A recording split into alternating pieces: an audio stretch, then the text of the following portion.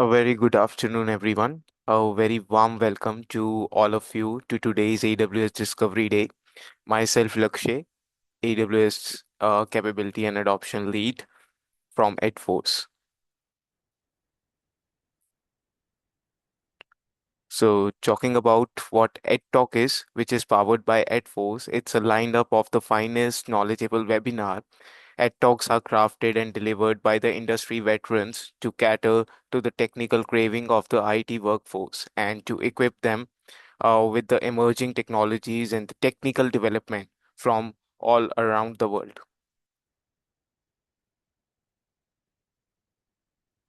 So, talking about the giveaway alert, so we have a Amazon voucher gift card worth rupees 1000. I will let you know, guys, in the end of the session related to this and how you can avail this offer. So, I am delighted to be a part of this session, and I am equally excited to introduce our AWS Authorized Instructor for the day, Mr. Naveen Shahi. So, Mr. Naveen Shahi, he's an IIT alumni and a seasoned cloud architect, AWS authorized instructor with over 24 years of industry experience in delivering large scale cloud based solutions across the AWS cloud. He has worked extensively with the Fortune 500 companies, driving the cloud adoption, migration, operation excellence, and cost optimization strategies. His expertise spans across the AWS Well Architect framework, cloud securities, automation, performance engineering, DevOps, AI, and machine learning integration, and it's a name of few. And over the years, he has delivered training for the leading as well as the prestige institutes, as well like IIT Roorkee, IIM Kozhikode, BITS Pilani, and Symbiosis. So we are privileged to have him with us today to guide us through the discovery session on AWS, and I am confident this will be a highly insightful experience for all of us. So please join me in welcoming Mr. Naveen Shahi.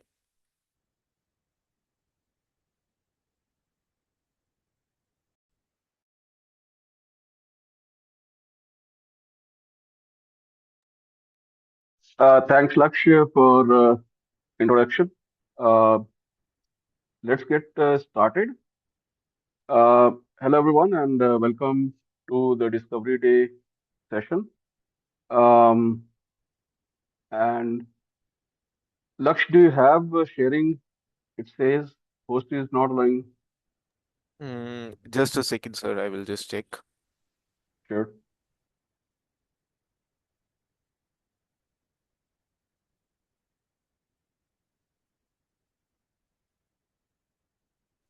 Let's try now.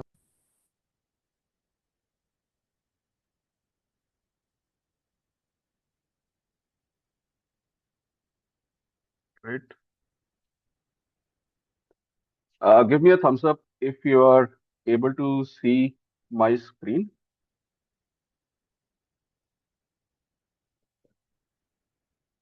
All right. Let me just do a little bit of housekeeping here. Um, Give me a minute. Chat. All right, here we go. All right, we are all set. So let's get started. Welcome to Discovery Day. All right, we are going to get a gentle introduction to Cloud Practitioner Essentials, which is basically a soft landing ground if you are just getting started with AWS or cloud in general. I have the chat in front of me. So just in flow, if you have some questions and if it's in tune, I'll try to answer those questions uh, right away. Otherwise, we're going to park those questions, and at the end of the session, we are going to dedicate 10-15 minutes to get those questions answered clear. Okay. All right. So before we get into AWS or the cloud, right? It is important for us to understand uh, what actually was the lay of the land before the cloud computing, right? So the kind of challenges that we would face is that obviously we are, in development, we have our systems up and running, right? We would always be challenged with what is the capacity requirement, right? And that is something that is not, carved on stone, right? It is a moving target, right? With that, is our infrastructure going to adapt, right? So when our user loads are peaking up, what happens to our resource capacity, right? Is it elastic enough, right? What about storage, right? What about compute? What about our networks, right? So within our typical data center, obviously, we'll have some capacity plan, right? And based on those base capacity, we'll proceed. But if the user load goes up, right, we'll quickly add more and more resources, right? Uh, but when the user load comes back to normal, we still have so much of spare capacity, right? So just to illustrate that, right, let's look at this diagram that I popularly use to explain the concept here, right? So this is basically your time dimension. This is your user load dimension, right? Let's say this is your Monday load. Tuesday it is kind of little picking up, right? So Wednesday you have little higher loads, right? So this is Monday, Tuesday, Wednesday, Thursday it is again coming back, uh, Friday, and also Saturday and Sunday it is little less, right? But if your infrastructure is not elastic, right, what is going to happen is typically in our own data center, right, we are obviously going to provision for the peak capacity, right? And again, when I talk about capacity, I'm talking about compute, storage, databases, right? So take everything into like holistically, right? This is what you have provisioned for, which means that you have a lot of spare capacity, right? Just sitting around, right? And this spare capacity that we talk about is essentially, the big dollars, right? That we are unnecessarily spending, right? Now compare this with actually cloud. Um, so in general, if we talk about cloud, we have on-demand delivery, right? No large upfront investments, provisioning of computing resources as needed, and you pay only for what you use, right? What does it all mean, right? So just remember from the previous graph, right? Uh, you have the capacity, that is basically, responding elastic, right? Uh, to the demand, right? So you are basically essentially on demand, right? You don't have to guess what the load is going to be, right? You don't have to get a server just up and there running, right? And idling, right? Uh, you basically in cloud, what you do is you need some load, you have some load, you provision it. You don't need it, you just throw it off, right? So there is no capex, that is just sitting in your parking lot, idling and wasting your money, right? Provisioning of computing resources as you need, right? Uh, Provision as much compute you need, provision as much, storage you need, provision as much database you need, provision as much network that you need, right? And you only pay for what you use. So this is the kind of flexibility that cloud actually provides, right? So now let's talk about cloud computing components, right? And again, this is not very specific to a cloud. If you have any, application that is up and running, right? You essentially have, the infrastructure nuts and bolts, if you will. You will definitely have servers, you'll have storages, you'll have databases, you'll have applications that are running on top of it. Now, let's talk about, these nuts and bolts one by one, right? So obviously, servers, I mean, we have application servers, we have, our database servers, right? We can have our, brick and metal servers on which we are installing our web logic, all these things, right? Or mail servers or file servers, right? We need the compute power, right? We obviously need storage. Data has to be stored somewhere, right? Um, and then databases is a kind of storage, but it's kind of a smart storage, right? And then you have the applications that are running on top of it, right? But where do actually, these are going and sitting, right? So now we have this multiple uh, models that we are going to talk about, right? So we have these different deployment models for our applications, right? So we could be deploying our applications directly onto the cloud, right? Um, Cloud, or you could have a hybrid model where basically you have both on-premise and your infrastructure distributed across the cloud, and then you have this pure play on-premise, right? Now, it all depends upon the kind of customers that we work with, right? So typically, you know, cloud only solution is very popular among startups because there is no capex involved in this, right? So obviously startups are very conservative on spending money. They don't have lot of budgets to have their own infrastructure, right? So they're going to definitely go with the cloud, right? Because to get things started, right? Basically, this is the least amount of resistance that you'll have to get things up and running. Whereas you're working for a customer and they have legal or compliance or regulatory requirement for data locality, right? Then they might go for mixed hybrid solution, right? So you have on premise as well as cloud. And then you also may have customers, right, who are pure play on premise, but still they have some sort of cloud model running within them, right? So they are multi-tenant, they have some sort of virtualization. So different departments are basically sharing compute and stuff like that, right, to be more efficient, right? So we see all these flavors, right, in the market, right? Now, just in terms of benefits of AWS, right? Let We have higher agility. So what do we mean by higher agility, right? So just imagine that I want to do a quick proof of concept, or I want to set up something on the cutting edge, right? I want to play around with AI, ML, learning models, stuff like that, right? It'll take me a lot of time, effort, and dollars to actually set these things up.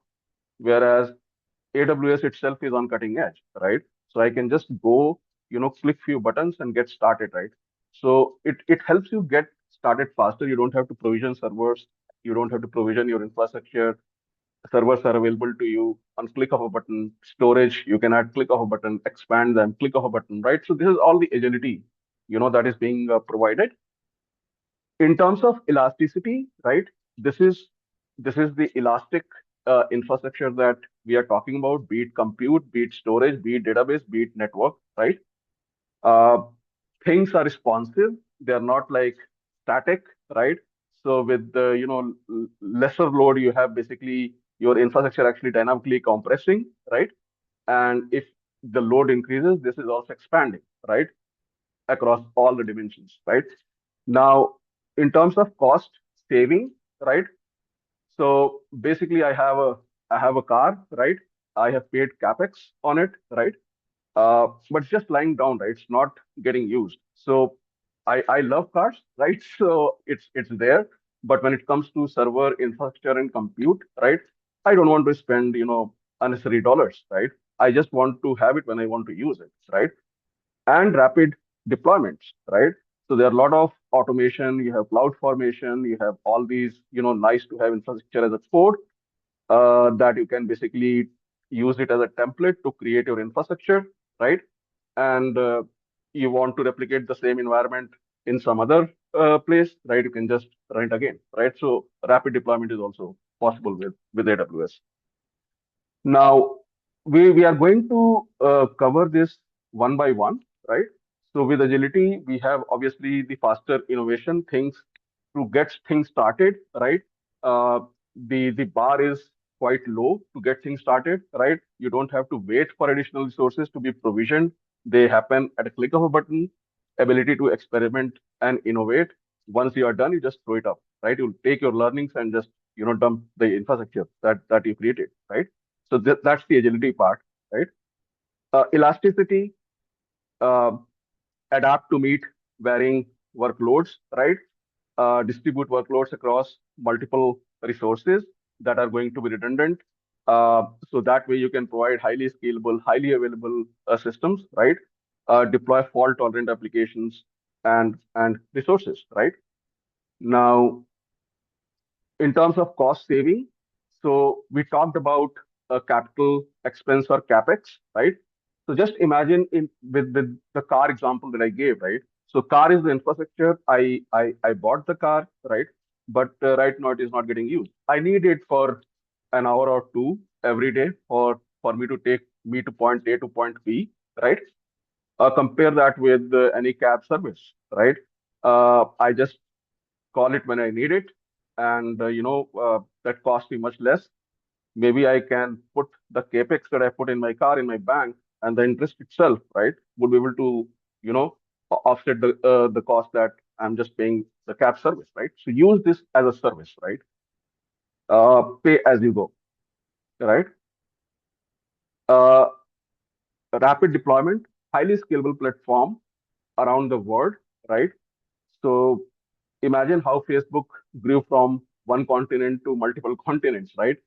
Yes, basically data center by data center, right? Brick by brick. Um, that is something that is already available to you. Like AWS and all these cloud service providers basically are have global presence. They have data centers across the region, so you can do rapid deployments across the globe, right? Quick release for new features in applications and automated deployment through cloud formation. Okay. Any questions so far? All right. So let's move to global infrastructure, right? I apologize for this low resolution image that we have, but this is just there to show you the global presence, right? Um, we have, almost 36, 34, or 36. That is something that will confirm from the site itself. But just to know that these are the global data centers, or in AWS lingo, we call it like regions, right? So they are like globally present. Uh, in fact, let's go to the the site itself. So AWS, I think I already should have it. Demo in global infrastructure. Give me a thumbs up if you all are able to see my browser. Right now I'm at infrastructure.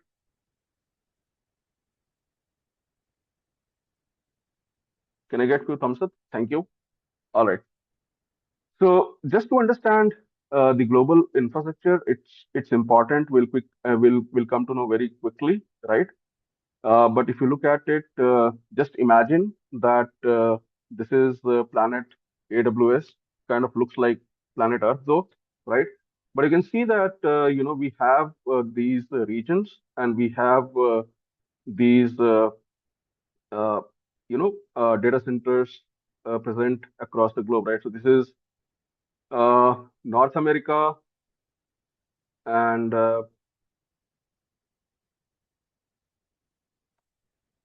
if I come to Europe, right, we have all these regions available here, right? We have in India as well, right? Um, not now. So if you look at it, right, we have 38 launched regions, each with multiple availability zones. We'll come to what an availability zone is, right? We have a separate class of points of release, like the right? Let's come back to the so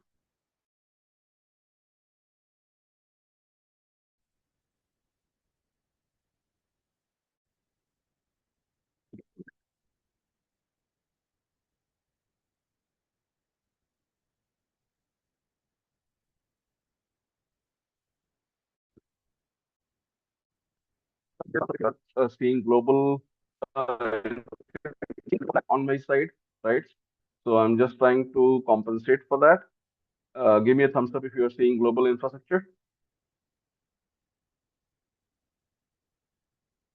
All right, thank you. So now you see that you have these strange byte, strings, um, kind of connecting all these regions. What are these actually? So these are obviously networks, right? Uh, but these are special kind of giga optical fibers from AWS. So there, that means it's all private, which means that the traffic on the AWS backbone network is private and secure, right? It is not traveling on the internet, right? Now, this is something that you can always make your customers comfortable with, right? Uh, Now, let's talk about a region, right? So, what is a region? A region essentially is in spirit data center, but it's kind of organized in a very nice hierarchical way, right? We have 37 of those as we referred, right? Supports AWS global footprint. Why do we have all these regions though, right? So obviously, AWS, on one side you have AWS, and AWS has all these customers that are distributed globally, right? Some are in Europe, some are in North America, some are in South America, some are in Asia, right? So we do have all these data centers across the globe.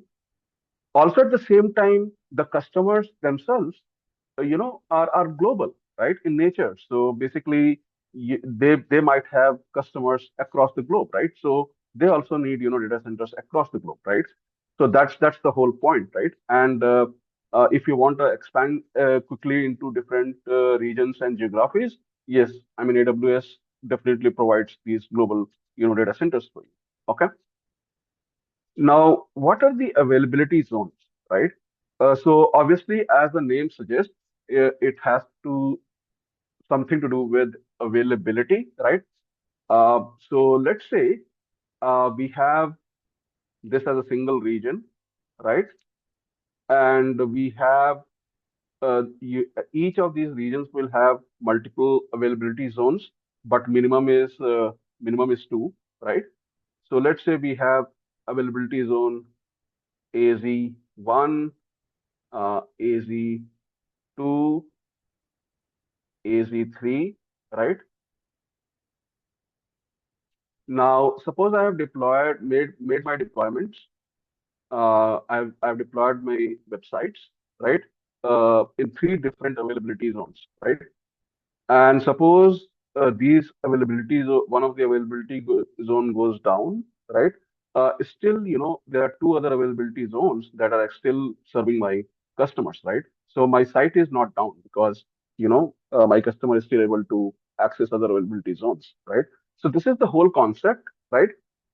They are obviously connected with low latency, gigafiber networks, right? That is AWS proprietary, right? So essentially, you can distribute your workload across multiple availability zones to provide high availability, right, to your end customers, right? Um, Now, each of these availability zones, right, will have multiple data centers, right? So essentially, in terms of hierarchy, you have regions, right? Regions will have availability zones. Availability zones will have data centers, right? And each of these data centers will actually have 50K to 100K servers, right? And when I talk about these servers, these are like full rack servers, right? So it's some serious compute that we are talking about, right? Now let's talk about the point of presence. So if you look at the point of presence, as I showed earlier, we have 37 regions. You have two or more availability zones in each of those regions, right? Around 120 availability zones across the planet, right? And then you have these points of presence. So how are these points of presence different from regions or availability zones, right? So essentially, if you have heard about uh, CDNs, content delivery networks. So this would very closely resemble to the point of presence that we talk about. We have 700 plus of them, right, across the globe. What it does is that it helps. provide your content closer, right? Helps bring your content closer to your customers, right? So even if you are in say Seattle, right, and your customer is in say Tokyo, right? Um, in that case, there'll be definitely some point of presence around Tokyo, right? So you can cache your static content, stuff, videos, files, stuff like that, right? Like your browser cache, right? It brings the content closer to your laptop, right? So point of presence will, bring the content closer to the customer, right? So that will give low latency, good experience to your customers, right? Now let's talk about AWS services itself, right? So obviously we are gonna cover compute services. We are going to cover storages. We are going to cover databases, right, and stuff like that as part of services.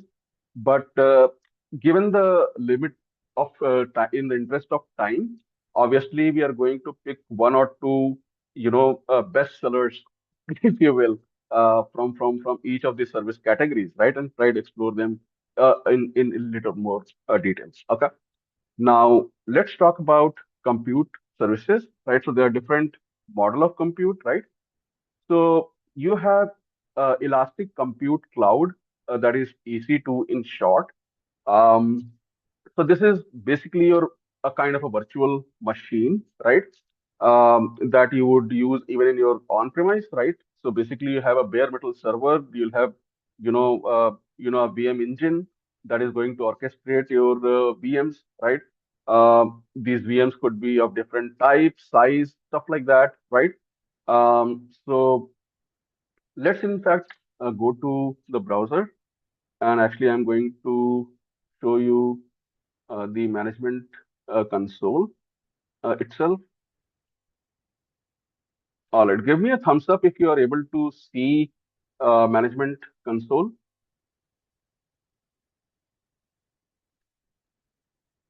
Great, thank you. So right now you can see, those of you who are not very familiar with this, it's quite intuitive UI. Basically, this is where we log in, and this is kind of a command center for AWS, right?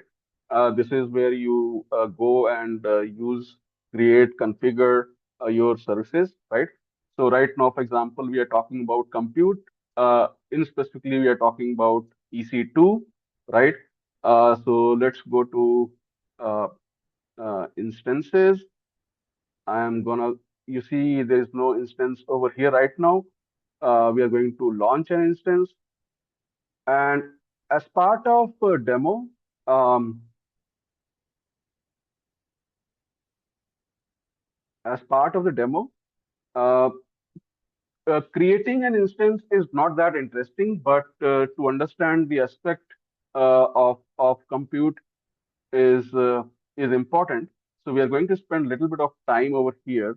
So the idea over here is that, I am just trying to create a server, a demo server, right? Uh, so you see, I was talking about the CapEx idea, right? Um, uh, so I'm going to go ahead and create my demo server, right? I'm going to go ahead and pick up one of the AMIs or Amazon Machine Image. You have a lot of choices over here. You have Linux, Mac OS, Ubuntu, Windows, right? And there are many more. I'm going to stick with Amazon Linux. And here is what we call as machine image, right? So this image is basically going to give you certain server configuration or architecture, right? Um, and there are a lot of them. You have a lot of choices over here, right? I'm going to stick with free tier, right? Eligible with this. Um, and you can look at the instance type. So it can start from micro and really go pretty big, right? We are going to look at some of those configurations actually. Um, let's see. So I'm not sure why this page has become little unresponsive. But let's see, not recommended. Um, I'm going to do a little bit of network setting, right? Um, I'm going to put it into a public subnet. I am going to assign a public IP because this is going to be a web server, right? So I definitely need access. Select existing security group. This is to do with, the firewall, the kind of firewall that you want, right? I'm going to set default for this demo. Um, what else do we need to create this machine? So we need some sort of a storage, right? Where our OS and everything will go and live, right? So we have storage for that. We have different kind of storages. So these are the choices that we have to make. So if this server is just for like a dev or test kind of environment, obviously I'm not going to go big on it. But if it is a database server, then I'm basically going to select different kind of disk, right? If it is to do with high performance computing, I'm going to select different kind of a disk, right? So maybe I'll go for IO1 or IO2, right? But all these options are there, right? So server is not like a kind. There are different kinds of servers. There are different configurations. The requirements that you have for these servers, right? All are going to govern, right? All these configurations. Okay. So this I'll still go by default. What I'm also going to do is there are a lot of you can also attach file systems, right? You can edit and attach a shared file system. So suppose you have cluster of machines that need a shared file system to write logs, to read configuration from, to read data from, right? So you can basically attach, file system over here, right? Or what we call EFS, right? Then we have a lot of advanced settings here. Let's go down. There are a lot of it. I'm not going to cover each and every one of them. But one thing that I definitely want to do is that since this is going to be my web server, right? I do want to execute certain scripts when this instance boots up for the first time, right? Not every time, the first time, right? So we can attach some scripts over here. So let me just go ahead and uh, pick up uh, a script. Let me just paste it over here. I hope this is the correct one. So let's see. Control A, C. Let's go back. All right. And we're going to paste it over here, right? Now, if you just study the script, all it is doing is obviously it is doing some updates because we don't know how old this image is, right? So, like you buy a laptop or mobile, basically some sort of update actually happens when you boot up, right? This is what it is doing. It is going to install a web server, Apache, right? It is going to set it as a server and enable to boot it up whenever the instance boots up, right? It is also going to print some stuff for me, right? As a web server. So I'm also kind of churning out, some sort of index.html that, our web server is going to put it out, right? And I think we are almost done with this. Now we are going to go ahead and launch the instance. All right. So while the instance is getting launched, um, let's go and see if that has been created. Loading instance. So we can see that, my demo server is running, but it is still initializing because you remember we had attached some scripts to download stuff and things like that. So we will wait for, status check to pass, right? Um, but while that is happening, let us kind of explore a little more with what we have over here, right? So we explored a couple of important concepts here. We have instance types. Um, we have the instance types here. Let's take a look.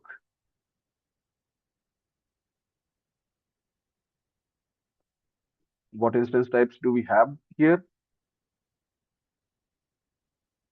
So we did talk about, uh, let's clear out the filter here. So these are the different types of, instance types that are available, and there are a lot of options. You can see 100 of them. But let me just on demand. Let me just sort it by this.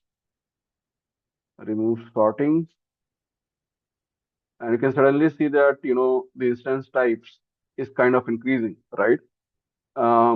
What do we have over here? So this might be one of the largest ones, right? Um, Sorry. Um, on demand window.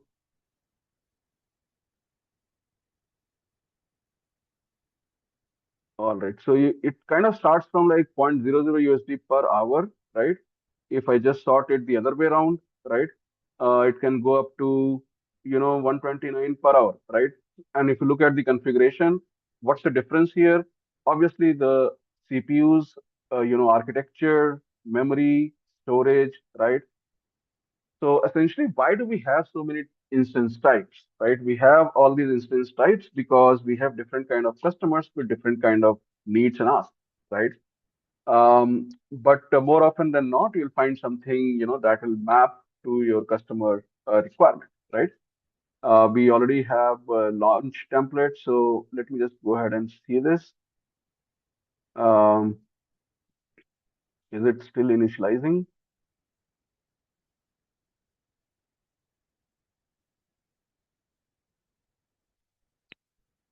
So let it cook for some time. We'll come back to this. We'll get back to the presentation. We'll come back to this in like few minutes. Okay. Um, all right. So that was EC2, right? Now I talked about services being elastic, right? So we are we typically don't work with just one single EC2 instance, right? We may have dev environment, test environment, UAT, QA, prod, right? Already you can see these servers. Now, suppose we have a typical three-tier architecture. We have a web server, we have application server, and we have database server. So we have like obviously three machines per instance per environment, right? And then you multiply it by all the environments that we have. We are talking about 12 systems, right? Um, so that's why basically from EC2 perspective, once you create it, you need to kind of standardize it, right? Because it will not be possible for you to manually create it again and again, right? So there's some sort of automation that needs to be done, right? So typically for demo, I am going to the UI and doing these things, but we do a lot of automation. We typically don't go to the UI, right? In real world scenarios, we use cloud formation, we use SAM temples and templates and things like that, right? To automate our infrastructure, right? Uh, now let's talk about EC2 auto scaling, right? So we typically don't work with one EC2 instance, right? We work with cluster of machines, right? If we work with cluster of machines, right, that kind of look and feel similar, right? Um, are we going to again and again spawn the way the process that I just did? Of course not, right? We are going to use auto scaling. Auto scaling is a guy or a agent, right? That is going to create, cookie cut, EC2 instances for you, basically as and when your user load, comes, grows or shrinks, right? It is going to adjust, right? So essentially, what you do is you feed auto scaling a group, a template that this is the kind of EC2 instance that I want to create. I want to start with one, but I want to go max to 10. So this is something that we are going to cover, right? Then you have elastic load balancing, right? Um, we are going to cover all of these one by one, okay? So EC2 I've already like covered, just some time back, right? So we are going to uh, only thing we are going to cover over here is the pricing option to minimize the cost, right? Um, and when it comes to EC2 pricing, there are typically three models that we talk about, right? So there is this on-demand instances. So just as part of the demo, I actually went ahead and created an EC2 instance because I just need it now, right? Or I want to do some POC now, right? So whenever you are doing something now, right? You want to suddenly go on a trip and you start looking for flight tickets. Obviously, they're going to cost you much. You look for hotels, right? They are going to cost much. So on-demand instances are obviously the most expensive options that you will have. I'm just going to put a relative number over here that doesn't mean anything, but just on a relative scale, suppose on-demand instances cost you $10, right? Then it will be easier for me to discuss other models, right? Now, everything is not on demand, right? Your production servers that are running, right, they are quite predictable. They are going to be there for years, right? So if you have, a committed use compute requirement, in that case, you're going to go for reserved instances.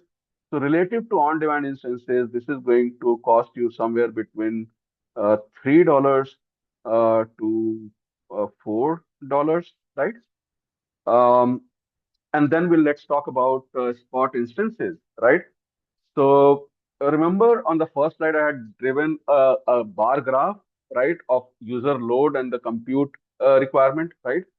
Now, the thing is that AWS itself, right, will have maximum capacity, right, which is not used at all times, right?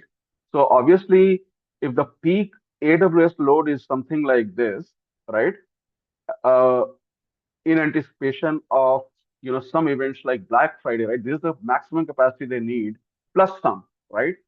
But during normal days, suppose this is the capacity that is actually being used, right? So there is a lot of spare capacity, right? That is unutilized, which they are willing to actually auction at a very cheap price, and that would essentially be like $1, right?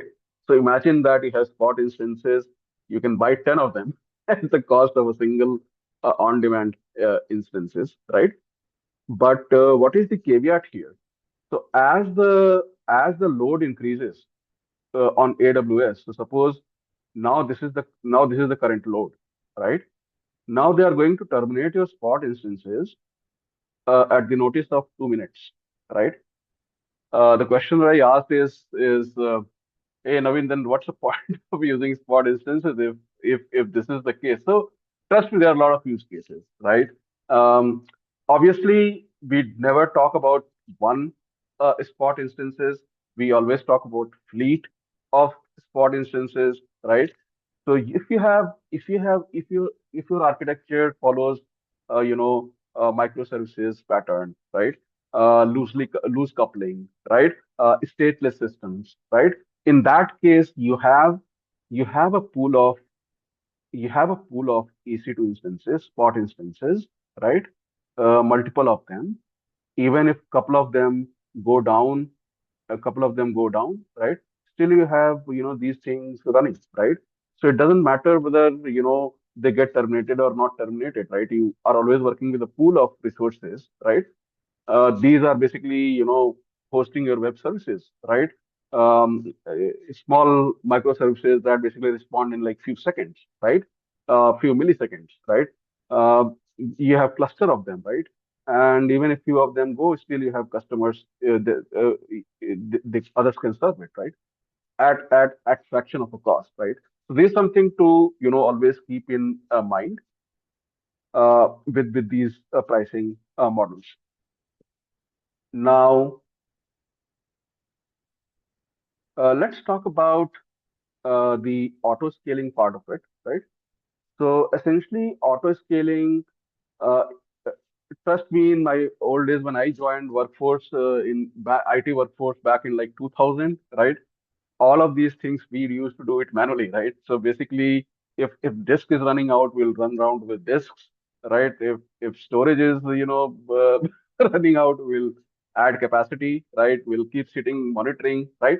All this thing was manual, right? But what AWS does is is basically automates a lot of stuff, right? Same thing with compute, right? So essentially, your user load is increasing, right? Either you can have a human sitting over there adding servers manually, adjusting, right? Or you can just deploy or configure, auto scaling, right? In which case, essentially, what you do is it automatically add or remove, right? Add is scaling out, removing is scaling in, right? Instance according to the conditions that you define, right?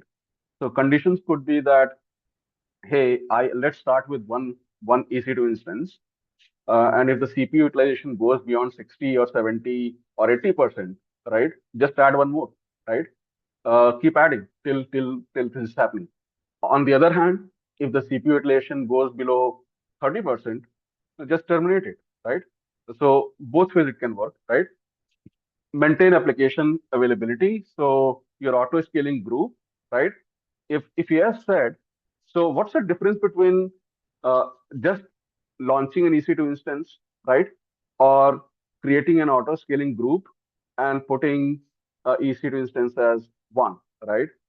Uh, Many of you might have guessed it, but the standalone EC2 instance, if that gets terminated, right, there is nobody to start it back, right? But if you do it through auto scaling group, if if the count is one, desired count is one, um, min desired everything is set to one, right? So it will have one EC2 instance. But if that EC2 instance gets terminated because of one reason or the other, it crashes, right? Auto scaling group is going to make sure that it spawns a server, right? That's the difference, right? That's the recovery for you. Okay. All right. Now, this is the auto scaling example. So typically in our data centers, right, if we are not using auto scaling group, this is how you're going to, provision it, right? You're going to provision for the max peak, right? And all these white is basically the unutilized capacity, right? Meaning extra dollars, right? But compare that with an auto scaling group, so you can actually start with minimum, right? Um, Scale out as you need, scale in as you need, right? And desired is something that basically you control it with, right? So immediately, right now there are 10 EC2 instances running, right? But right now I just need five, so I'll just put my desired to five. It will, scale into five, right? So essentially, what we're talking is elastic infrastructure that responds to the user load, right? Now let's talk about elastic load balancing, right? Uh, so why do we need elastic load balancing? So I think let's go back to the previous uh, slide. So this is auto scaling example. What happens is that um, earlier we had just one instance, and now we have like a user over here, right? Um, Obviously, when you have like two, three, or four, who is deciding where this request should actually go, right? uh, who is distributing this load, right?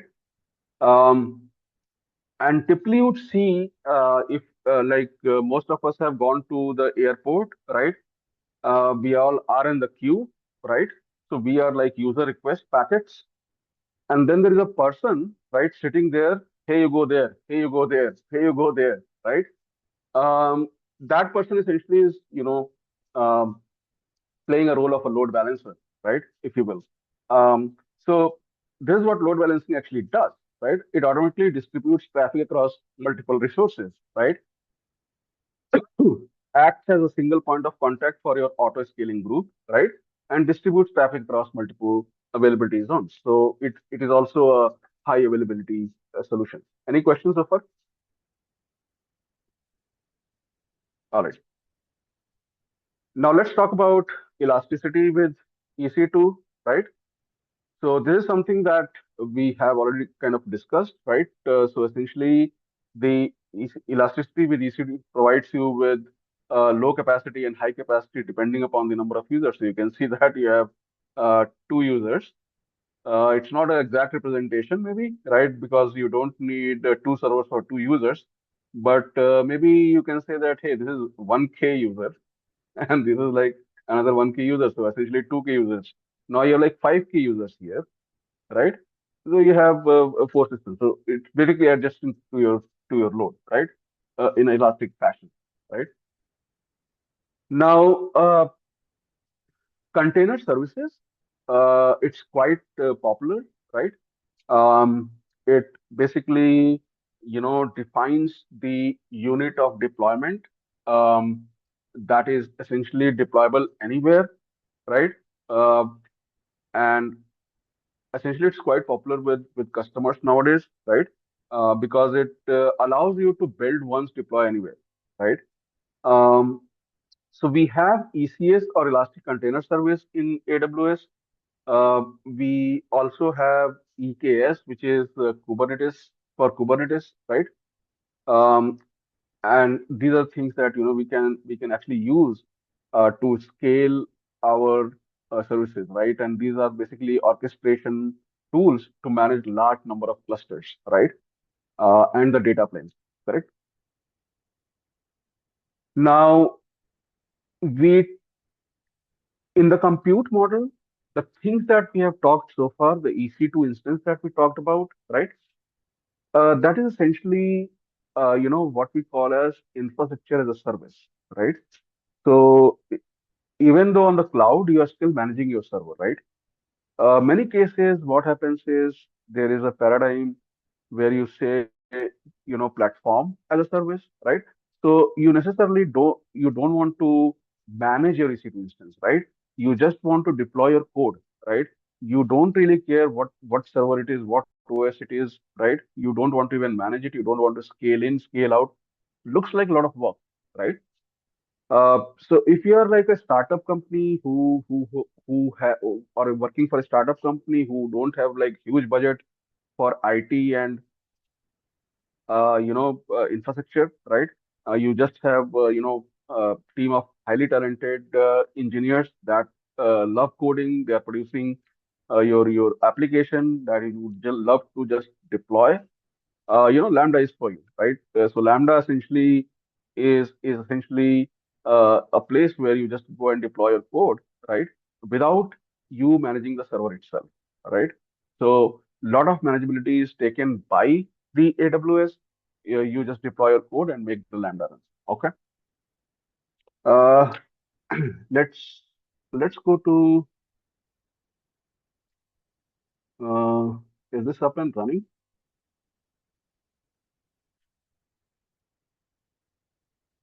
Hopefully. Yeah, I see a little bit of lag on my side, so sorry for that. Um, just a minute.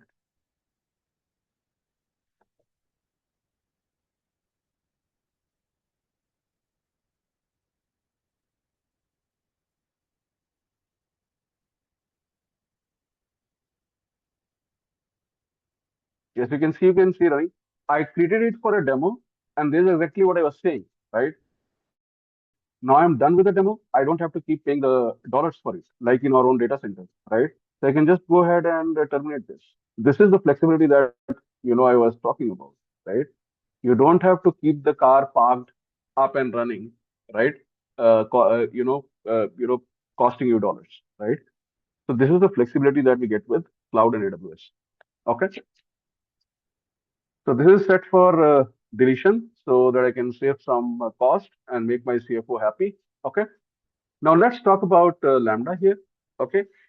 Um, so in EC2, I demonstrated that we actually created the EC2 instance as my web server. I installed, Apache and stuff like that, right? Uh, but you see here, I'm going to create I'm going to create a web server here. Okay, I just want to um, publish some content to my users. What I'm going to do is I'm going to actually use a blueprint. Blueprint is a good place to actually get started with anything, right? What I'm going to choose is HTTP. What is this? Getting started with Lambda HTTP, learn about um, that outputs. All right. So my function name is web server function, right? Note that it has a Node runtime of Node, but there are a lot of other languages that are supported. It could be Python, right? It could be Java, right? It could be Ruby, stuff like that, right? Create a new role with basic. That's all fine. And see, this is the piece of code that I'm going to run, right? So not going very deep into the code itself, but just look at that. There is an index HTML that it is going to parse and send it as a response, right? It's very simple, right? Um,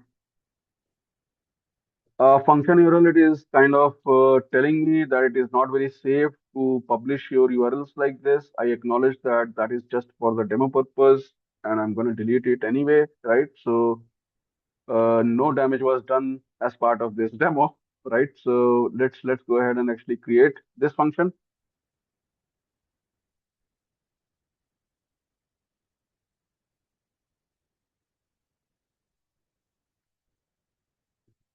All right, so it is creating that function, uh, giving some spins. Um, all right, so looks like our web server is just up and running. But what is the difference here, right? So my code is here. I have also deployed my code, right? Um, I'm not using it though right now, right? I have not even invoked this function, right? Am I still paying for it? No. This is the difference between EC2 instance and Lambda, right? Uh, we couldn't set up because the browser is blocking sandbox HTML iframe. This is the first.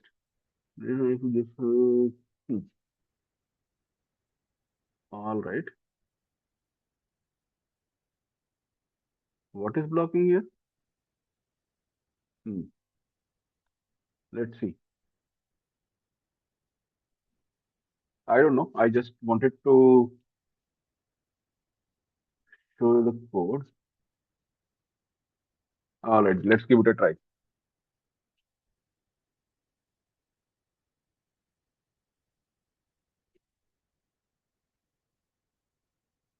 All right, come on. Hmm. So this is the function URL, right? The difference between EC2 instance and this Lambda is that unless and until I click this link, right, I'm not getting charged. Just because my code is deployed, this is different from EC2 instance, right? This is a subtle difference that you have to all understand. EC2 was up and running, and I did get charged for that, right? Even if I did not click a single link, right? It was just up and running, like my car parked in my garage, right? Now, if I click it, right, this is the page that got rendered, right? I don't care where the server is, and I don't even know where the server is, what the configuration is. It is going to auto scale from one user to million users, and you don't have to do any patching, weekend, service things, anything like that, right? No infrastructure management here. Your code and it's running, right? So this is the flexibility from EC2 instance to Lambda, right? So this is the paradigm that we are. So Lambda is kind of very popular with startups, right? Because it helps them, offload infrastructure and management costs, right? And it is invocation. So if it is just like this, I've just invoked it once. I'm charged for that invocation. As I click more and more, my invocations are increasing, so I'm kind of getting charged here. Right. Ajay has a question. If auto scaling doesn't have resources at particular time in the region where application is running, then from where the resources will be given. So auto scaling actually, you'll have resources because see you set a min and you set a max. right? So minimum it will maintain, right? So I'm not sure if your question means that if autoscaling doesn't have resources at a particular time in the region where application is running, then from where the resources will be given. Ajay, could you kind of explain or expand on this question? Just put yourself on unmute yourself,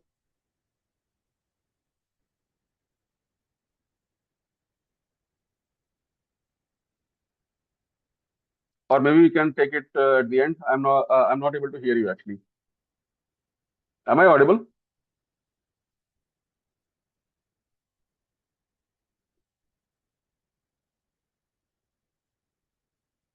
Thank you, Ajay. We'll take it in the end of the things, right? Okay. All right. So this is what Lambda is, right? Now let's go back to the presentation, right?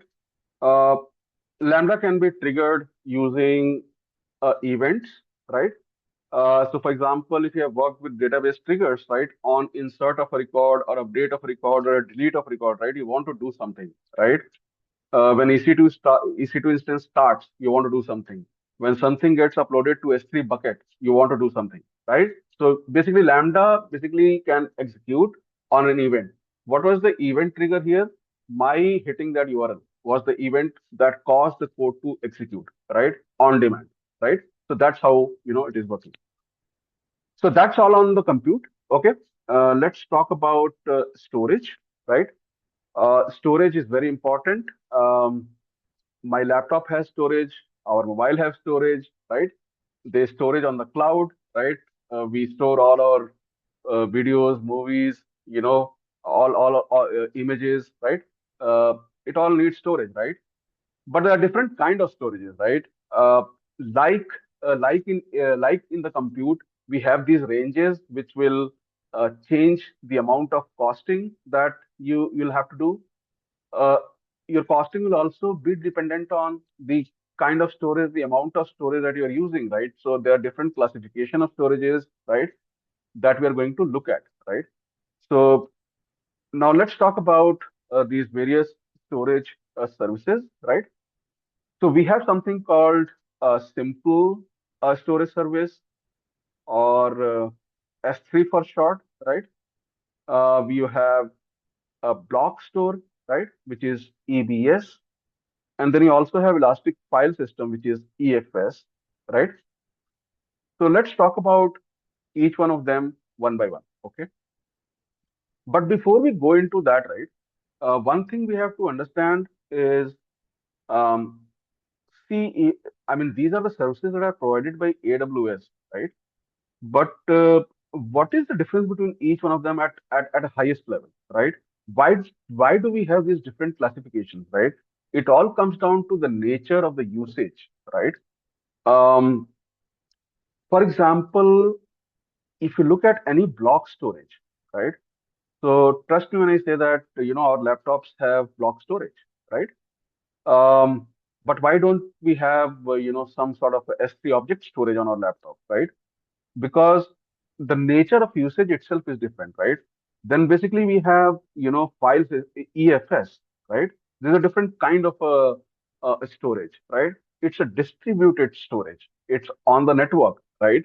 I'm sure that within your own on-premise, you have shared file systems that multiple project teams use, but none of them can actually look at each other's confidential material, right?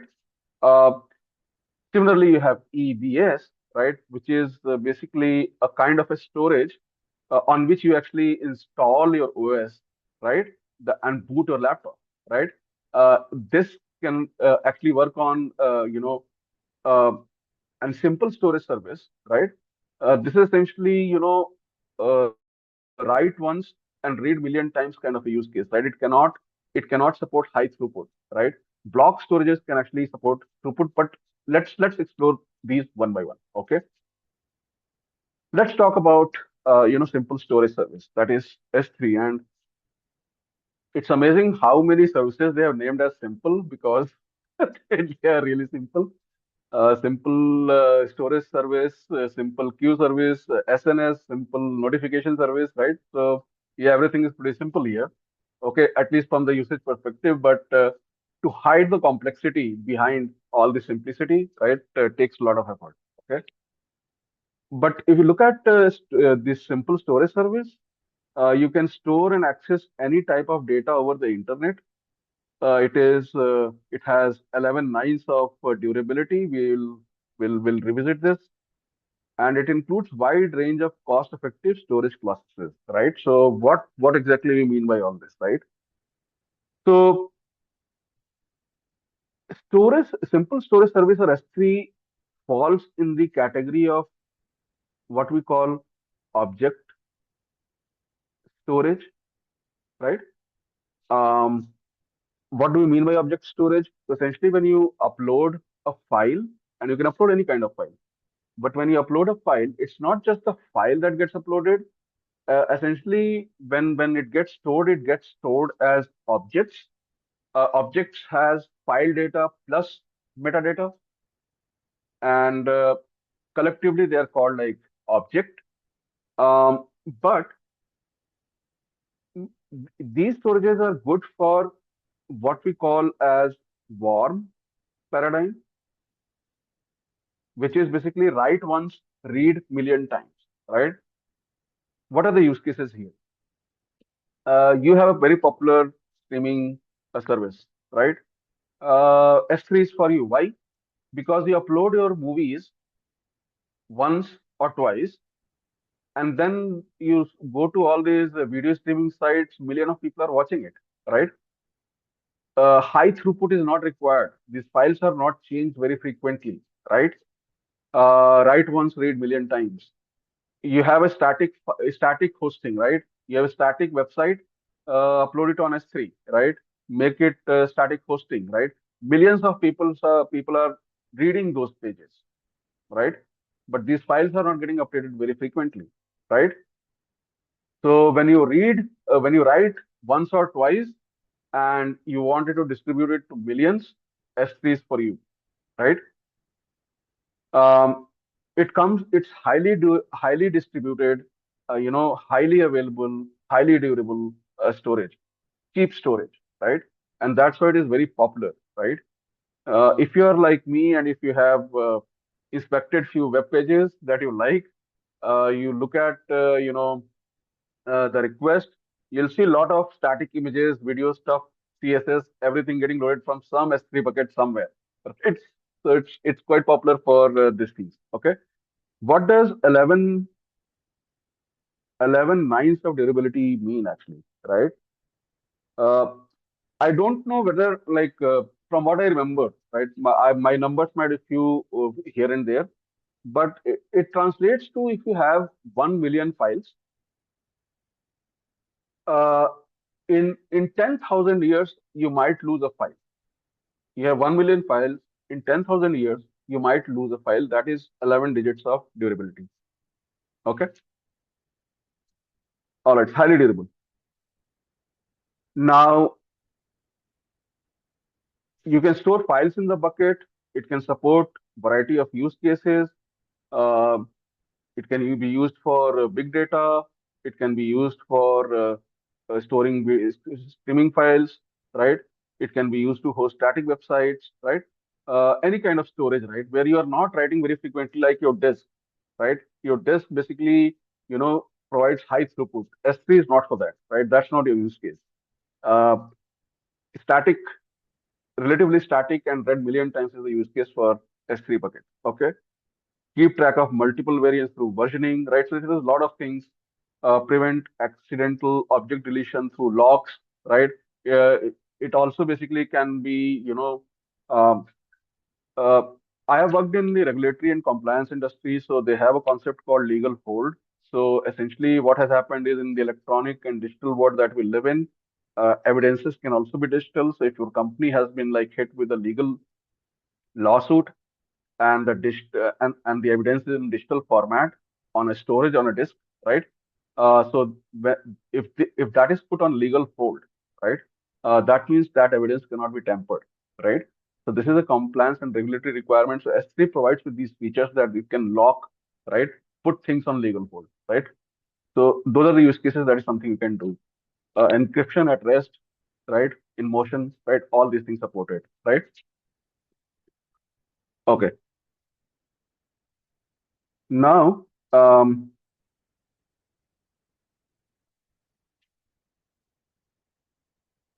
just a minute. Now we'll move to EBS, right? So EBS is basically your day-to-day disk that we use day in day out, right? Uh, so remember when I was launching, spawning a EC2 instance, I had attached 8 GB that comes by default that is going to actually run your OS, right? Now, EBS is for high throughput, right? When you think about databases, right? Think of EBS. When you're thinking of application servers, writing logs, right? Uh, think of EBS, right? Um, so this is basically, needs to provide high throughput. But how does it actually do it, right? So at a conceptual level, right? It is why is it actually called block store, right? So imagine that you have a file, right? This is my text file, right? When I store it on EBS, essentially what's happening is that it is getting stored in what we call as chunks, right? So this text file basically gets broken and stored as blocks, right? Blocks like this, right? So this is what it looks like, right? How it provides high throughput, high IO, right? Is essentially this file is getting written in blocks like this. It can be contiguous or discontiguous. So essentially, when you change this part, it's unlike S3 where you have to upload the entire file, right?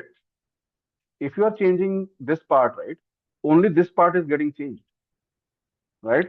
That's why it provides such a high throughput, right? It can write streaming logs and stuff like that, right? It can change those things that fast, right? That's why it's called block storage, right? But the difference between my laptop and EBS is that it can scale up and scale down in minutes, right? If my laptop disk is running out of space, I have to order something, right? And you have to keep monitoring. Over here, you can just basically click few clicks and you can expand your EBS, right? So that is the facility that gets provided to you, right? Um, all right. There's just an example. Essentially, you can start with one where you have like OS that is kind of mandatory. You will have it. So this can run your OS, but you can attach more and more EBS volumes actually, right? What can happen is that this could run OS, and if it is a database, Oracle, so you can basically run your DB, right, on the other disk. If it is application server, you can run your application server over here, right? So you can attach multiple EBS volumes to EC2 instances. That's quite normal. Now let's talk about the third kind of file system. Okay. You have EFS, right? Again, elastic, right? So the closest that will come is basically the typical file share that we have in our on-premise as well, right? What is the use of EFS? So EFS is used, as a shared file system that multiple EC2 instances in a cluster, right, can share, right? So, for example, you have a cluster of EC2 instances that need to write log files to a shared location, right? EFS is for that, right? Or you have a Hadoop cluster, right, that need to read, files from some shared location, right? EFS is for that, right? Can we use S3 for that? No, because it cannot provide high throughput, right? Um, can we use the EBS, right? Can you have like multiple EC2 instances and a EBS? shared. Uh, Not a very common use case, right? It is not very typical to attach a single EBS to um, multiple EC2 instances. There are some cases, there are some specialized EC2 instances. So you saw we have a lot of 700 plus family EC2 families, right? Instance types. Uh, I think there are few of them that can actually do this, but this is not a very common use case. EFS is for shared files system. Okay. And it is elastic. So you can start from zero, it can grow to terabytes, and it can again come back to whatever you need, right? So scales in, scales out, right? On demand, right? So dynamic elasticity, shared file storage, highly cost effective. Okay. Now we'll talk about databases. So we started with compute, right? We looked at storages. We looked at three different kind of storages. Now we are looking at databases. You can think of databases as a kind of storage, but a smart storage, right? It can answer questions for you, right? You can ask, smart questions to it, and it's going to respond back to you, right? That is database, right? As a concept, we know what database is, right? Uh, there are different kinds of databases. So you have relational databases, you have NoSQL databases, right? You have specialized databases like quantum ledger, block store, like that, right? You have time graph kind of databases, right? So those are kind of specialized, databases, right? But highest level, we talk about two databases. One is like relational databases and NoSQL or non-relational databases. What's the difference here? So when I joined workforce in 2000, IT workforce in 2000, um, NoSQLs were not around at that point in time. We had databases. Primarily, we used to have Oracle, MS SQL Server. We used to have DB2, right? So these were like flavors of the town.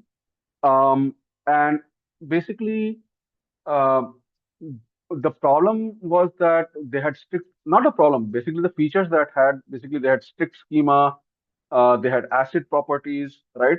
They had strong consistency required for, various domains like finance or health or whatever, right? Um, but then the internet boom started happening, right? And the scale of internet applications, the kind of scale today we see, there are so many applications with billion plus users, right? The kind of scale that was required, basically, you know, your relational databases could not scale that well. They could scale vertically because they had relational, right? So tight relationships means that it was very hard for us to distribute them horizontally. So you could add CPUs, you could add memory, you could add disk, right? But that would take it to certain level beyond which it could not support billion plus users, right? Not possible for it. Then basically we had this revolution of NoSQL databases, which don't have strict schema, they don't have a strict relationship.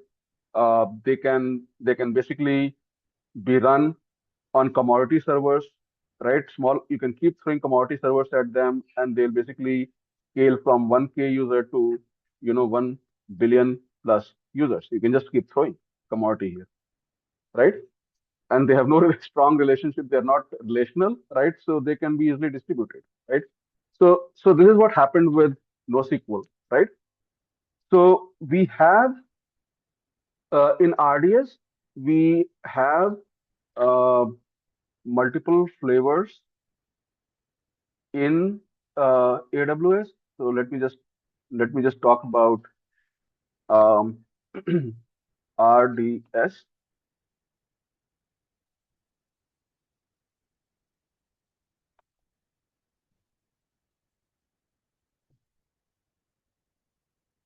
All right, it's loading.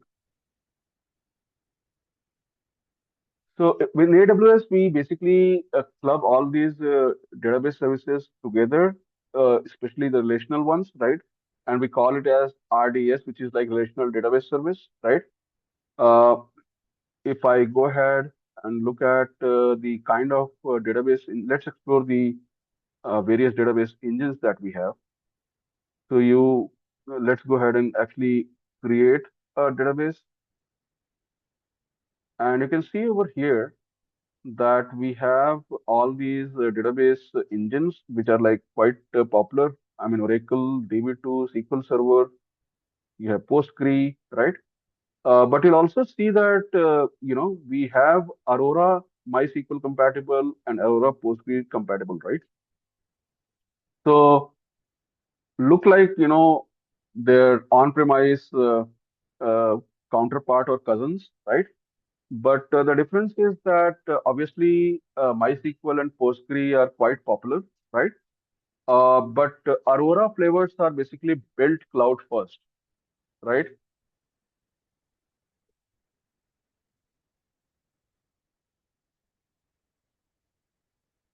Give me a minute.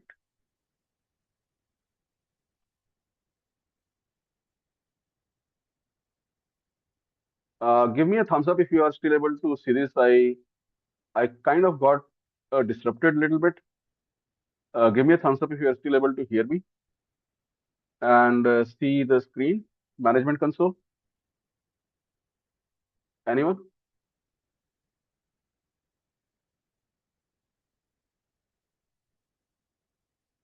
Am I audible?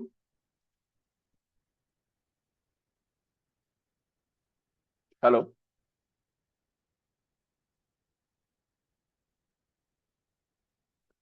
All right. Thank you for confirmation. I just thought maybe I lost all of you. All right. Let's continue. So these are the different database flavors that we have. But the difference between Aurora MySQL and native MySQL is that Auroras are built, cloud first from scratch. They are AWS proprietary. And if you compare, Aurora with MySQL or Aurora with Postgre, you'll get 3 to 5x performance, right? Because they are cloud first, uh, built like that, right? So, but I mean, rest of the database creation, obviously, I mean, it's not very interesting, right? You have a lot of templates for this. You have production, test, dev, right? There are a lot of configurations in terms of credential management, right? Um, Let me, for example, look at MySQL.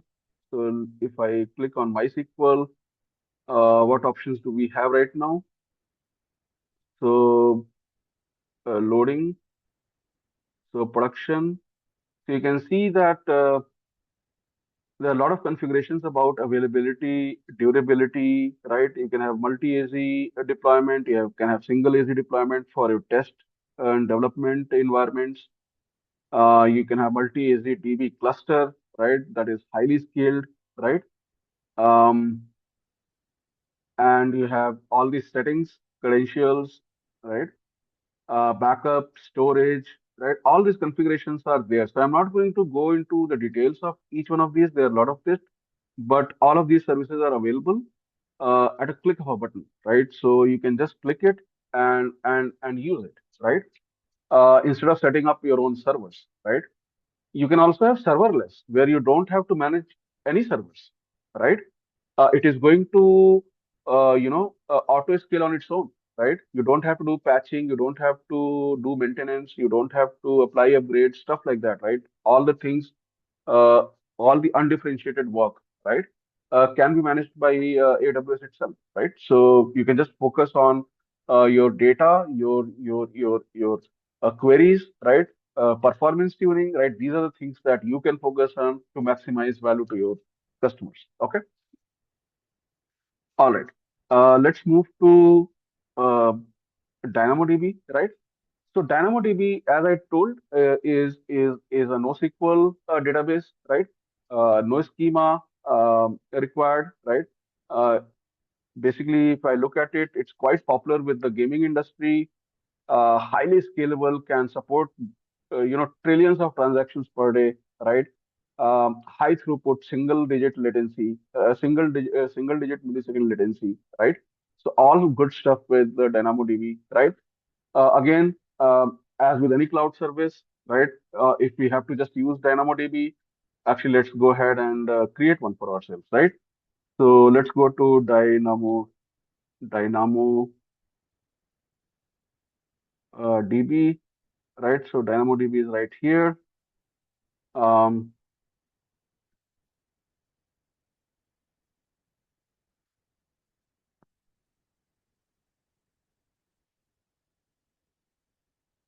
it's still loading.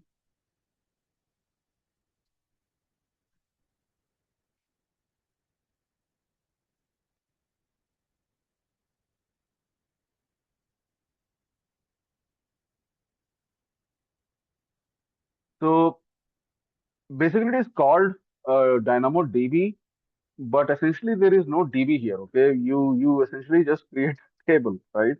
So create a table. Um, Table could be a product, right? Just use a key like ID, right?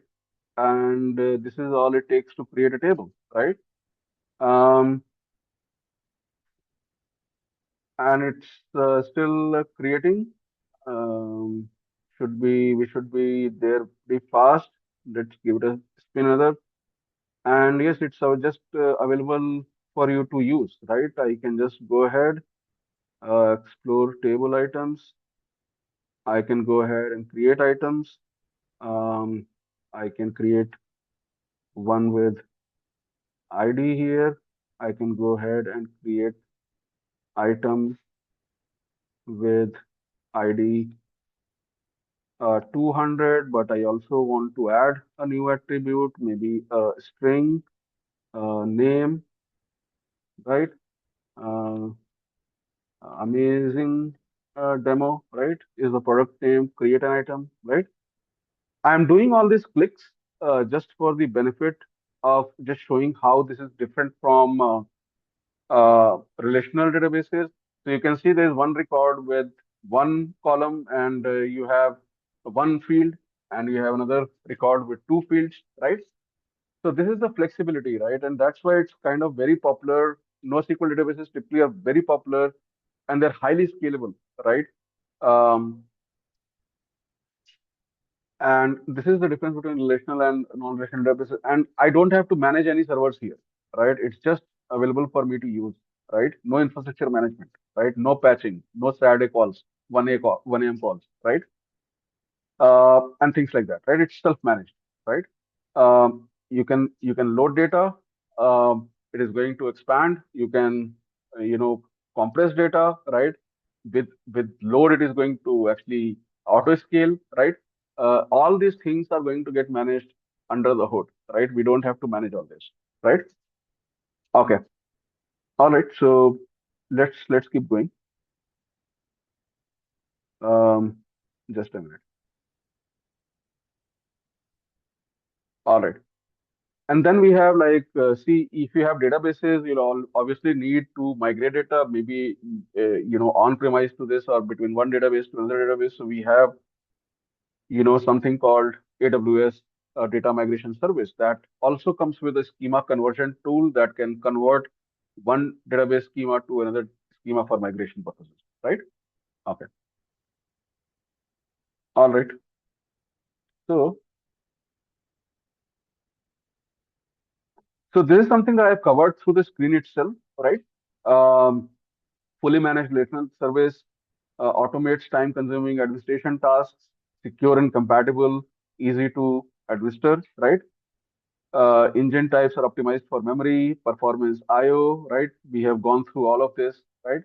And then we also talked about DynamoDB, right? All good stuff. Okay. Um, just a question, right? So I know that most of us would be going to Amazon.in and would be doing shopping, right? And we have the shopping cart application over there. Guess what database it is running on? DynamoDB. Okay. DynamoDB basically hosts a lot of highly scaled game, some of the highly scaled games on the planet, right? That's what it is used for. Okay. All right. Migration service. This is all cool stuff, right? So we have covered this. Now, one thing we have to now talk about is, so I think based on what we have discussed so far, right? So we have discussed compute, we have discussed storage, we have discussed databases, right? With this, we can build end-to-end three-tier architecture and application, right? This application can be up and running, right? One thing that we have not discussed so far is the networking aspect of it, right? So where is this server sitting when we talk about web server, right? So we have to talk about IP addresses, right? Because network essentially is you know a network of computers connected, and they're having a unique address that clients can reach them to it, right? Uh, so just in terms of network, what essentially are the nuts and bolts of a network, right? So you definitely need IP addresses, right? IP addresses is nothing but we all humans are reachable over set of numbers which we call as mobile number, right? So we are reachable. So think of IP addresses as mobile number for servers, right? Uh, can you reach all servers? No. There are some public servers. There are some private servers, right? Um, can I reach your company's website? Yes, because it is public server. Can I reach your finance guy's server? No, I cannot because it is a private server, right? So the same concept we have in cloud, right? Um, we have something called a VPC, which is essentially, you know, so think of AWS as a big pie, right? Uh, all the customers are there in that pie, but they create their own boundaries, right? So that my server is not seen by other company, and their server is not seen by my company. It's a concept of internet in the cloud, right? So we call that VPC, or virtual um, private cloud, right? In short. Then we have Route 53. We are going to talk about these one by one. So actually, let's go ahead. So we have a Direct Connect, CloudFront, and Transit Gateway. Okay. Uh, so VPC, as I told, that you have AWS as a big pie, right? Um, and all the customers are using this pie, right? So basically, I have my own space here. You have your own space here. A third business has their own space here. I have my application servers, database, everything inside it. Uh, this company also has artifacts inside here, right? And they are basically closed. That means that this cannot access this and this cannot access this, right? This is a boundary, right? And I'm trying to explain it at a very high level, uh, reducing some of the complexities. It is more nuanced than what I'm telling, right? But it essentially is an internet where you basically host your services, host your servers, databases, machines, all these things, right? Have complete control over this network. And essentially, what also happens is that this will be something very clearer in the next slide, that you have AWS Cloud, right? That's the biggest pie that you have. And then AWS Cloud has 37 regions, right? Within a region, you will create your own VPC, right? Virtual private cloud. That's your own private, real piece, real estate, right? If you will, piece of land. Um, that is collection of IPs, right? And within that, you'll have public subnet and private subnet, right? Public subnet, you'll put your application server or a web server. Private subnets, you'll put your private assets like databases. In the pure architecture, actually, you'll not put a lot of things in public, right? Everything will be in private. Maybe there'll be a load balancer that will be a single point of contact, right? So nothing much in public subnet, but we get the idea that that's what it is used for, right? Uh, so look at this scenario where you have a user here, right? Public internet, and you have a web server here, right? And essentially it is going through all these layers, right? Getting into over here, right? Or you can have a mixed thing by basically you have in a hybrid system, you can have a user over here, um, and you basically are hosting it here, but you have your database over here in the cloud, right? That also is possible, right? And your web servers are hosted here, right? So essentially, this is how it is coming, right? So this is the hybrid model, right? Now let's talk about um, a Route 53, right? So this is basically a DNS server, DNS service, right? Um, Typically, we have these domain hosting sites, GoDaddy and stuff like that, right? Route 53 is something similar, but it is a lot more than simple hosting. So it can provide very smart routing features for your traffic, right? Um, so essentially, what can happen is it can route traffic, it can do health checks, right? And basically not route traffic to unhealthy, uh, instances, right? Or it can do geolocation based routing, right? So maybe you have a customer in US, right? So it is going to basically route it to US East region, and then you have a EU customer, right? So it is going to route it to EU region, right? Like that also it can happen, right? Um, so it is. I'm not going into. There are a lot of other routing features, right? For example, you just rolled out. You just rolled out a new version of your app, right?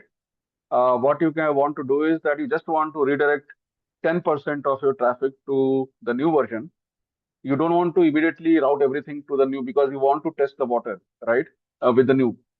So we call it A/B testing and stuff like that. But again, this can be used for that kind of testing. Okay. Um, all right.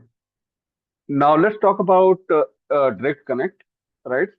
So we did talk about, uh, let's say this is the cloud, and I admit that this is not the best diagram of cloud, but uh, let's carry on with this. Okay, so this is the cloud, and this is the your data center, right? Your corporate data center. Okay, so how do you connect with cloud? So there are two ways to connect, right? One is you can use VPN, right? But VPN will be over the internet, and internet is not very predictable.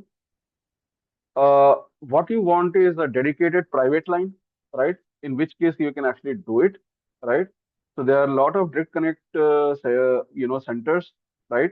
What you have to do is they have basically a cage here, right? So basically you have AWS router, you put your own router over here, right? They are connected, and this entire connection is private because after this it is all a private connection, right? But this part of connection you have to take care with your service providers. Okay, but there is going to be a private dedicated line. So yes, I mean direct connect is there for a private link between your data center and AWS. If you want predictable speeds, tens to hundreds of gigabits per second, right? Private link is direct connect is for you, right? Um, and you can also have VPN, right, based connections. But remember, it's on the internet, right? Even though it is like secure, right? But still, it's basically in public, as well as the behavior. Then the network speed is then dependent on the internet itself. Internet typically is choppy, right? So, but if you need something stable, you go for direct connect. Okay.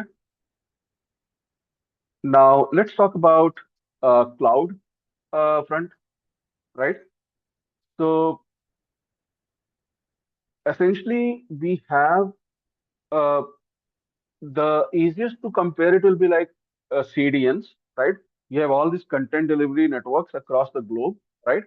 What do CDNs do? CDNs actually bring the content and cache it near to the end users, right? That's what CDNs do.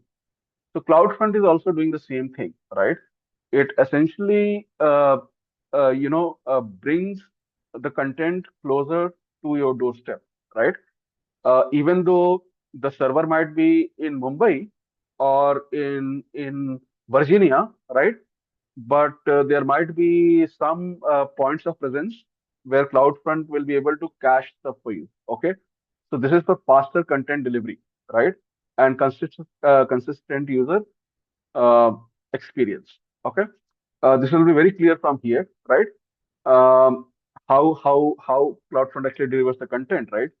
So basically, you have a streaming site in South America, right? Uh, Basically hosted on S3 bucket. Um, First time the user comes, right? It requests for that file. Okay. So first time it doesn't find in the cache, it is going to go actually make this trip, right? Come back and cache it locally. Now a second user comes, right? It is going to request the file and it is going to get from here and not this round trip is saved actually, right? So better streaming, better experience for the end user. Okay. All right. Just a minute.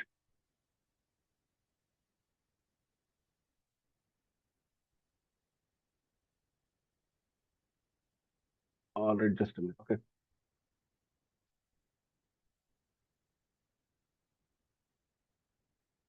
So key takeaways, right? Uh, just doing a time check right now. So we have 15 more minutes, and I wanted to spend some time on some of the important aspects that are kind of disrupting our industry of late, right? So, and that is also kind of important for us to know. And I'm obviously talking about the Gen AI and the impact of that, right? So, a couple of tools that I want to explore with you. I don't have slides for it, but I definitely would like you to just drive you through some of those features. So one thing is the automation piece, right? So whatever we do from the UI, right? Uh, that is basically we are spending time creating, configuring stuff, right? That needs to be configurable, right? Available to you to run multiple times, right? Then we talk about infrastructure as a code, right? Um, and infrastructure as a code is basically what you write your infrastructure as a code and you test it. It is audited, QA'd for quality. It is released, right? You create infrastructure. You use it as a template to create infrastructure, and then you can replicate it anywhere you want, right? In a very standard way, right? Uh, because involving humans to create those, right, will create quality issues, non-standardization issues and stuff like that. Okay. From that perspective, there are two things that you can actually use from console. One is essentially something called Amazon Q, right? So, for example, I need to create an infrastructure, right? I need a cloud formation a template to be used, right? What I'm going to do, right?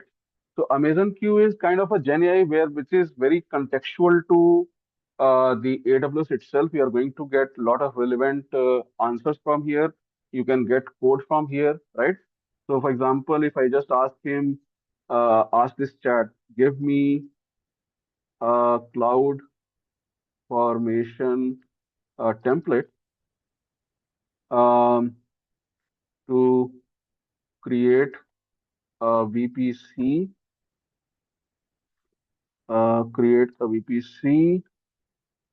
with public and private subnets and create EC2 instance in public uh, subnet, right? Uh, so basically, a lot of coding, basic stuff you can actually get generated from Gen AI from within AWS console or from VS Code or popular code editors, right? There's going to generate this code. Um, so a lot of boilerplate work, right? I remember I am obviously from Java background, so DTO, DAO, right? All these things, getters, setters. We still have a lot of flexibilities built over a period of time, right? But basically, the value that we are able to focus now is that um, it is still doing it. Um so while it is doing it, uh, so that is something this is also integrated in my VS Code, so I can generate a lot of code. What this helps me focus on is really focus on the business output of what I'm doing, right? Because now I'm not spending too much time in requirements, documentation, and stuff like that, right? I this empowers me to actually sit across the customer and build while he's talking. Okay. I can write test cases, I can do all these things, I can actually churn out a lot of this. But one thing we always have to remember that at the end of it, AI is not going to take the ownership of this, right? So if something, breaks in the production, ultimately it is your and my responsibility, right? So yes, code is there, but we need to use it intelligently. It needs to be tested. It is our accountability, right? Um, but so yeah, but see, I mean, the code is just available right now, right, for you to do, right? So a lot of these low-hanging things we can actually make ourselves much more efficient, right, in delivering the value to the customers, right? Now we can focus on the business side of things, right? What is going to be the user load, right? How the load is peaking, how it is coming down, how do we make a responsive, elastic system, right? Um, how do we know ahead of time what issues customer is going to face, right, before they even raise a ticket, right? We can make our applications smarter, right?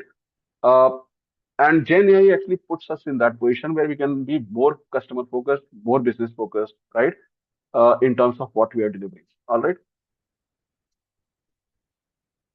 uh, so that leaves us with 12 minutes to go. I would uh, open the platform. If you have any questions, let me know. I would be very happy to answer those questions. Ajay, do you want to speak up and expand on this question? Is it already answered? I see this over here.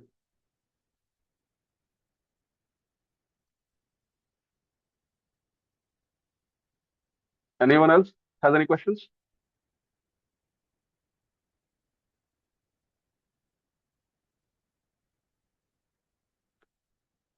All right, then. So I thank you all. It's time to wrap up. I thank you all for joining us over Saturday, right? It was great having you, and I had so much fun, getting and conducting this Discovery Day training. Thank you, Laksh. Back to you. Thank you, sir.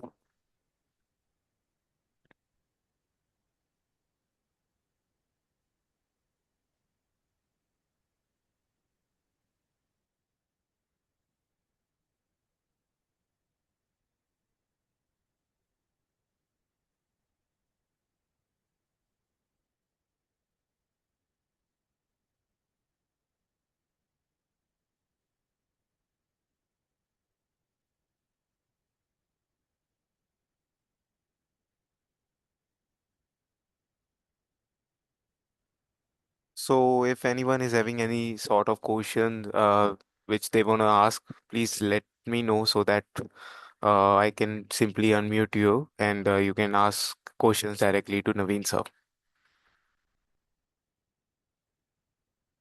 Okay. So thank you everyone for being a part of today's AWS Discovery Day and edTalk Day. It has been a truly insightful session, and I hope you all gained a valuable knowledge about the AWS ecosystem and its immense possibilities. A special thanks to our AWS instructor, Mr. Naveen Shahi, for sharing his expertise and making this concept uh, clear, but also in a practical with the real world perspectives very easy to us. Your guidance has truly enriched today's session, sir. We also thank all the participants for your time, energies, and your thought engagement throughout the discussion. So as we conclude, I encourage you to continue explore with the AWS, apply these learnings in your roles and staying connected with us for the upcoming training programs and learning opportunities. You can simply reach out to AWS at the rate edforce.co or Lakshay at the rate edforce.co. Once again, thank you all for joining, and we look forward to seeing you in our next EdTalk or AWS Discovery Day. Thank you. Thank you, sir.